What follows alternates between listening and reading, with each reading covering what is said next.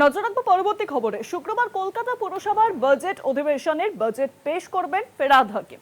আগামী সোমবার ও মঙ্গলবার বাজেট নিয়ে হবে আলোচনা। শুক্রবার কলকাতা পুরসভার বাজেট অধিবেশন, বাজেট পেশ করবেন মেয়র ফেরাদ হাকিম। আরো জানাবেন এই বিষয়ে এখন নিউজরুম থেকে রয়েছেন প্রতিনিধি দুর্গাদাস বন্দ্যোপাধ্যায়। দুর্গাদাস, দেখো, রাত পোহালেই বলা যেতে পারে যে শহর কলকাতা পুরসভার বাজেট অধিবেশন, এবং এই বাজেট অধিবেশন আগামীকাল দুপুর 2:30 রাজ্যের মন্ত্রী তথা কলকাতার মেয়র ফিরহাদ হাকিম তিনি পেশ করবেন, এবং আগামী 16 এবং 17 তারিখ অর্থাৎ সোম এবং মঙ্গলবার এই বাজেটের ওপর আলোচনা চলবে সকাল 11টা থেকে বেলা 4টে পর্যন্ত। কিন্তু সবথেকে বড় কথা, আমরা জানি যে সামনেই এ রাজ্যের বিধানসভা নির্বাচন, এবং সব দিক যদি ঠিকঠাক থাকে তাহলে ডিসেম্বরের মধ্যবর্তী কোনো একটি সময়ে কলকাতা পুরসভার এই নির্বাচন সেটিও হওয়ার একটা সম্ভাবনা উঠে আসছে। ফলে এই সব দিক থেকে এই আগামীকাল ফিরহাদ হাকিম যে বাজেট কলকাতা পুরসভার পেশ করতে চলেছেন তা কিন্তু অত্যন্ত গুরুত্বপূর্ণ, তাৎপর্যপূর্ণও বটে। পাশাপাশি বলে রাখা ভালো যে এবারে এই বাজেটে বেশ কিছু চমক রাখা হচ্ছে বা চমক থাকবে বলে মনে করা হচ্ছে। সূত্রের খবর যে বাজেট অ্যালোকেশনের মধ্যে ইনফ্রাস্ট্রাকচারের ক্ষেত্রে বাজেট অ্যালোকেশনে বা ব্যয় বরাদ্দ বৃদ্ধি করার একটা বিষয় নেওয়া হয়েছে।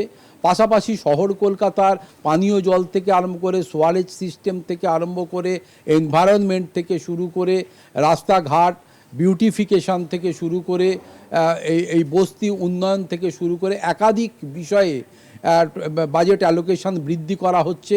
তার কারণ হচ্ছে যে এই বাজেটের মাধ্যমে শহর কলকাতার বিশেষ করে শহরবাসীর কনফিডেন্স লেভেলকে তাদের পক্ষে অর্থাৎ শাসক দল তৃণমূল কংগ্রেসের পক্ষে টানার লক্ষ্য নিয়েই কিন্তু এই বাজেট অ্যালোকেশনটি করা হচ্ছে, যাতে করে সামনের বিধানসভা নির্বাচন এবং পরবর্তী ক্ষেত্রে পুরসভা নির্বাচনে তার এফেক্টটা থাকে। পাশাপাশি বলে রাখা ভালো যে দীর্ঘদিন ধরে বিগত অন্তত 5 থেকে 7টি যে অর্থবর্ষের আমাদের খতিয়ান রয়েছে সেখানে কিন্তু বাজেটের অ্যালোকেশন যাই হোক না কেন এই ঘাটতি বাজেট কোনোভাবেই কিন্তু নিরসন করা সম্ভব হচ্ছে না, কখনো কমছে কখনো বাড়ছে।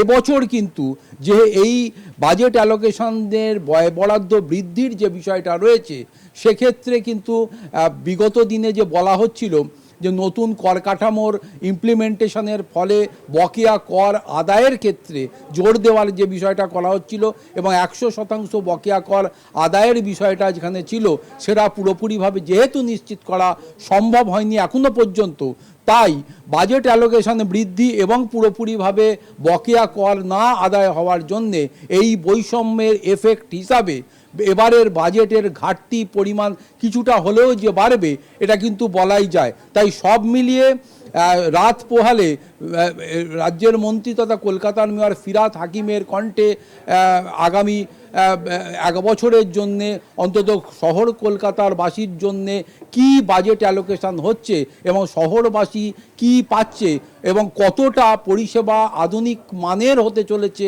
বা উন্নত হতে চলেছে এবং জীবনযাত্রার মান শহর কলকাতার মানুষের আরও উন্নত হতে চলেছে, সেই দিকেই চোখ থাকছে শহর কলকাতার মানুষের, এটা বলা যায়।